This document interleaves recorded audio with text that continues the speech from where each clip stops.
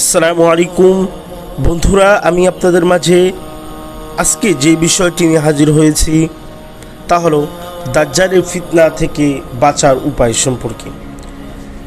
যে যে বিষয় সম্পর্কে আল্লাহ নবী সাল্লাল্লাহু আলাইহি ওয়াসাল্লাম আমাদেরকে 1400 বছর পূর্বেই জানিয়ে দিয়েছেন।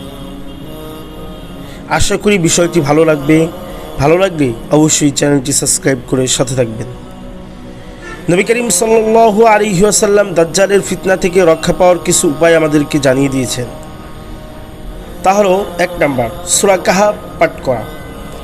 নবী করিম সাল্লাল্লাহু আলাইহি ওয়াসাল্লাম বলেন, যে ব্যক্তি প্রতি জুমার দিন সূরা কাহাফ পাঠ করবে সে দাজ্জালের ফিতনা থেকে রক্ষা পাবে।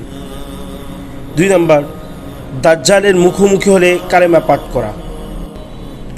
নবী করিম সাল্লাল্লাহু আলাইহি ওয়াসাল্লাম বলেন, যে দাজ্জালের ফিতনার সময় বেঁচে থাকবে সে যেন কেবল আল্লাহর উপর বিশ্বাস রাখে এবং তাকে লা ইলাহা ইল্লাল্লাহ স্মরণ করায়।